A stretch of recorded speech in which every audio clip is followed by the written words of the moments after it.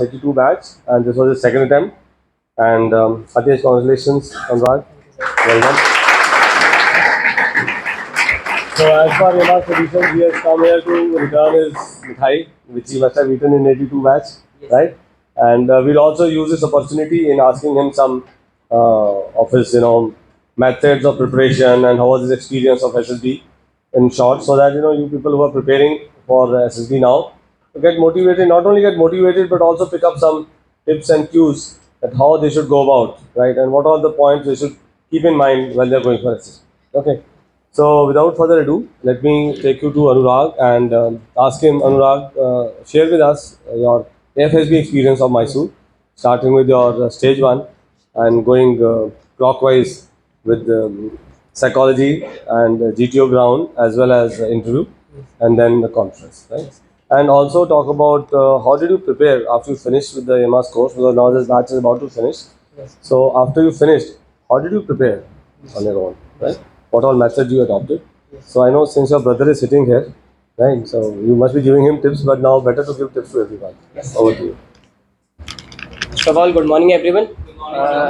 Let me tell you something about myself. My name is Anurag, and this was my second attempt. My first attempt was just 10 days before this.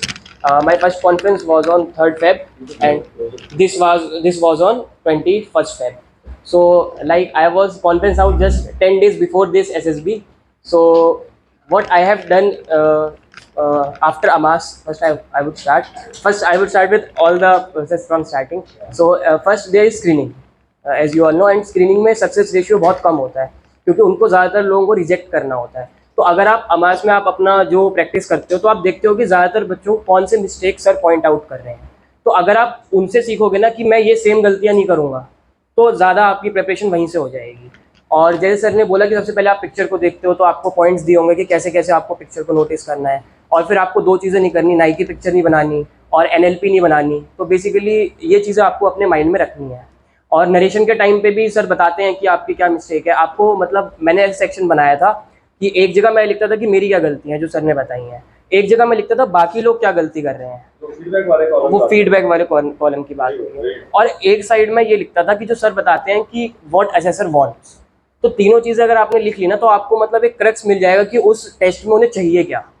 और इसके बाद screening के बाद आपको first जैसे AFS में तो साइक से सेम डे हो जाता है, तो आपके सबसे पहले टैट आता है. तो टैट में भी सेम चीज़ है कि जैसे संदीप सर बताते हैं कि आपको बहुत ज़्यादा फैंसी नहीं लिखना, आपको बेसिक जाना है. और आपको वही NLP नहीं करनी और नाइकी नहीं करनी, दोनों नाइकी नहीं जाना है ना. और उसके बाद टैट में आप जैसे वो सर ने जो बताया है कि आप पिक्चर्स को जब देखते हो तो पहले फोरग्राउंड देखना है, बैकग्राउंड देखना है, और जो ये चीज़ें बताते हैं सर आपको बहुत अच्छे से उनकी डेजिग्नेशन देनी है, क्योंकि जब आपके हीरो के पास पावर होगी तभी वो एक्शंस ले पाएगा. तो ये सारी चीज़ें आपको अपने माइंड में रखनी है. और लास्ट में आपको वही थैंकफुल या थैंक करना है या अप्रिशिएट करना है, वो सारी चीज़ें बेसिक रखनी है. और जो थीम सर बताते हैं कि आपको थीम्स प्रैक्टिस करनी है, या जैसे जैसे आपको प्रैक्टिस करने बताते हैं, नरेशन के लिए बताते हैं, वो सारी चीज़ें आप अगर करोगे सही से. उसके बाद आपका वैट आ जाता है. वैट में संदीप सर ने सिंपल सी बात बोली होगी, बहुत सिंपल रखना है, आपको बहुत फैंसी नहीं रखना है ना. और वैट आपको सारे अटेम्प्ट करने के लिए बोले होंगे 60 आउट ऑफ 60. उसके बाद SRT आ जाती है. SRT में सर ने बोला होगा कि 40+ तो आपको मिनिमम करने ही करने हैं.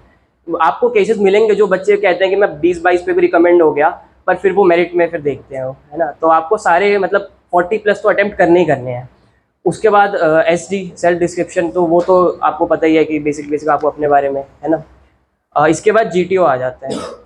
अब GTO में सबसे पहले जो आप देते हो GD और ये आपका GP, तो उसमें तो सर बहुत अच्छे से प्रैक्टिस करवा देते हैं. और वही वाली बात है, GD में भी जो आप क्या कहते हैं, आपको रिव्यू मिल रहे हैं टीचर से, और बाकियों को जो रिव्यू मिल रहे हैं, आप अपनी गलतियों से तो सीख ही लोगे, पर जितनी जल्दी दूसरों की गलतियों से सीख लोगे आपके लिए उतना सही रहेगा. और लास्ट में जो सर बताते हैं what is GTO looking for. तो ये जो तीनों चीज़ें हैं ना, आप तीनों मतलब एक कॉलम बना लो, या तो अपना वाला तो फीडबैक लिखा ही होता है. बैक पेज में आप ये लिखो कि बाकियों की कौन कौन सी मिस्टेक्स है जो बच्चे बहुत फ्रीक्वेंटली कर रहे हैं, और एक जो सर ने लिखवाया होता है कि क्या GTO के रिक्वायरमेंट्स हैं. तो आप इन तीनों चीज़ों को माइंड में रख के जब प्रैक्टिस करोगे ना, तो आप ये वाली गलतियाँ तो एटलीस्ट वहाँ पे नहीं करोगे. और इसके बाद PGT आ जाता है. जो सर ने रूल्स बताया ना, गोल्डन रूल्स, और ये इसको तो यार क्रैम कर लो. क्योंकि मेरा क्या हुआ था कि मेरा फर्स्ट SSB था इलाहाबाद में, मैं वहाँ एक जगह पे फंस गया था लास्ट में जाके. तो फिर क्या हुआ था, मुझे सर का रूल याद आ गया था जो सर ने लिखवाया था. तो आप जितना क्रैम करोगे ना, उतना आपके लिए सही रहेगा उन रूल्स को. और उसके बाद तो प्रैक्टिस तो सर बहुत करवा ही देते हैं। तो जब यहाँ पे भी करवा रहे होते हैं तो कोई और टास्क कर रहा होता है तो आप उसको भी उतने ही क्या कहते हैं ईगरनेस से देखो और उससे सीखो कि वो वहाँ पे क्या गलतियाँ कर रहा है कैसे। और मतलब मेरा जो एक एक्सपीरियंस है कि जब मैं पीजीटी में होता हूँ तो सर ने कहा है कि बहुत आगे रहना, अंदर या बंदर, है ना। तो आप ट्राई करना आगे रहने की, फर्स्ट सेकंड पे रहने की। बट एक जो सर गलती करी थी हमारे साथ लड़के ने, वो सबसे आगे रहता था तो वो स्ट्रक्चर के ऊपर चढ़ जाता था। अब उसको स्ट्रक्चर ही नहीं दिख रहा तो वो सॉल्व कैसे करेगा, है ना। तो मतलब आप आगे रहो, सेकंड पे भी रह सकते हो, थर्ड पे भी। और एक उसने और गलती करी थी कि जैसे जब बहुत बड़ी जीटीओ बोलता है कि आप आगे चले जाओ, चलो मान लिया कि ये सॉल्व हो गया, तो वो लड़का क्या करता था सर कि वो हमेशा आगे चले जाता था और उस टास्क पे पहुंच जाता था जो नेक्स्ट टास्क है। If he is the first guy he should be going to the end and another one should come at first. So वो हमेशा अपने आप को ही रोल में रखता था। तो आपको ये नहीं रखना, आपको बेसिक सेंस लगाना है। अभी आप सबसे आगे हो और उन्होंने आपको बोला है कि आगे जाने, तो आप फिर आगे हो जाओगे, फिर किसी और को अपॉर्चुनिटी मिलनी चाहिए।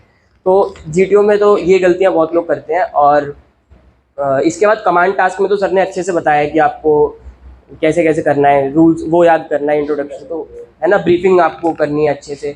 तो मतलब बेसिक सी बात जो मैंने इन टेस्ट में सीखी कि जो सर बता रहे हैं वो more than enough for recommendation है। क्योंकि मैं 10 दिन पहले कॉन्फ्रेंस आउट भी हुआ हूँ, 10 दिन बाद रिकमेंड भी हुआ हूँ।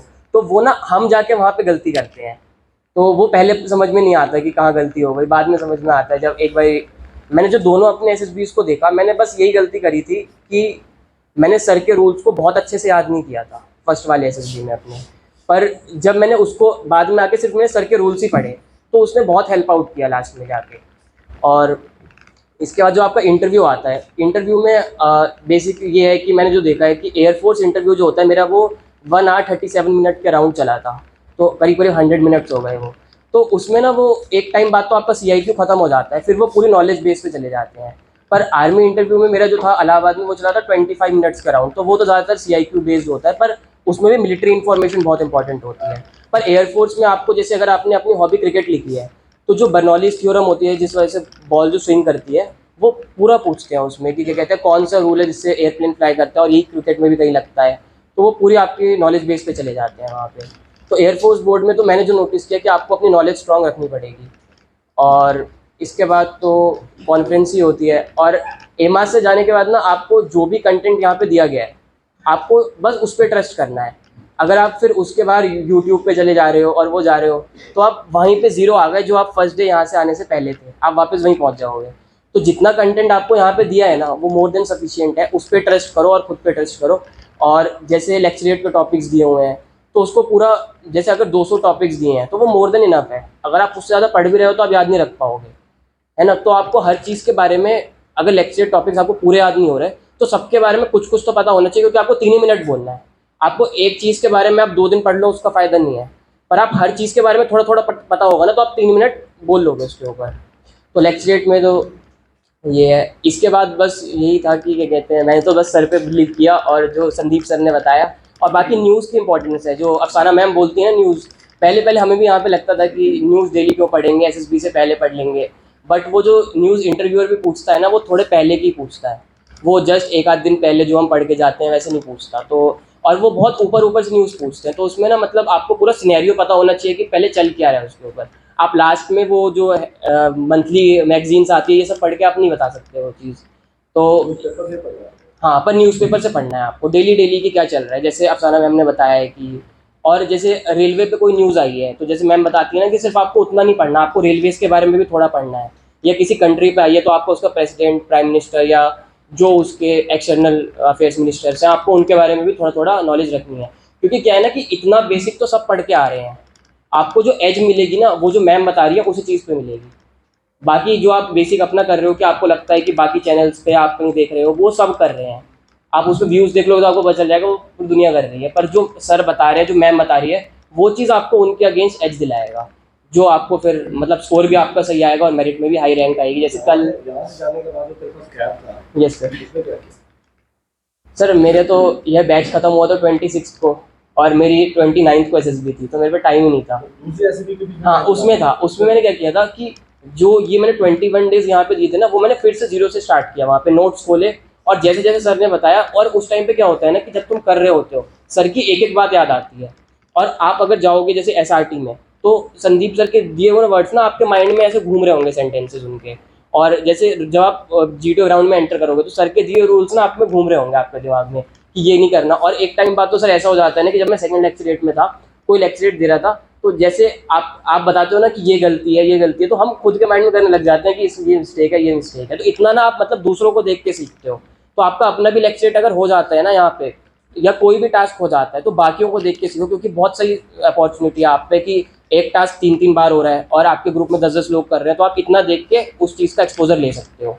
और जो मैंने यहाँ से जाने के बाद किया था बेसिकली, टैट में तो जो सर ने पिक्चर्स आपको बता रखी हैं कि बेसिक बेसिक आप माउंटेनिंग के बारे में थोड़ा पढ़ लो।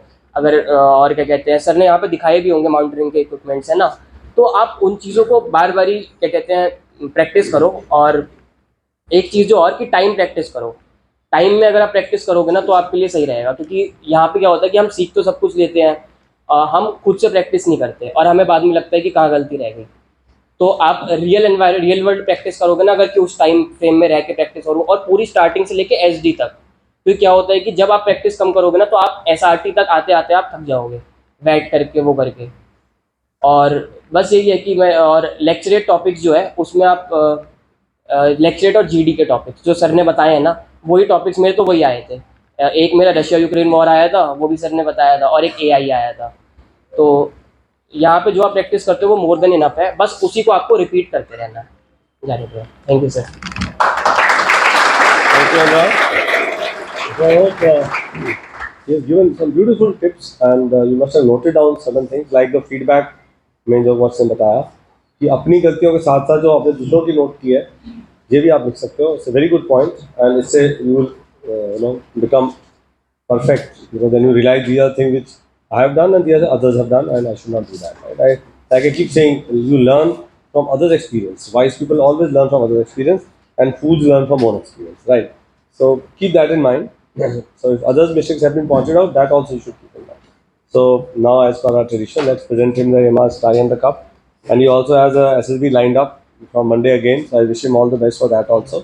May you clear that SSB as well and come both in merit. And yesterday 2 merits have come, and our students have done exceedingly well. We'll share with you the results maybe a later part of today. But the one thing I know which has come clearly, ACC 131, AIR 1, AIR 3, AIR 5 and AIR 7. ये तो first 10 में एमास के हैं. उसके अलावा 35 more students pass है एमास के ACC 131 में. They are all in merit. And for the boys OTA merit, we are finding out there are about 41 boys, so it will take time for us to locate. They are also sending messages. But girls are there were 10 girls who had cleared out of, I think total cleared was about 60, and the 5 of them are in merit. 5 girls out of 19, the 19 also 5 of us. So that's the first time so many girls are there. Every time 1 or 2 who are making it एमास के. इस बार 5 हैं जो join करेंगी. We're very happy with the results of these 2 merits. So come, I'll present you the tie and the cup.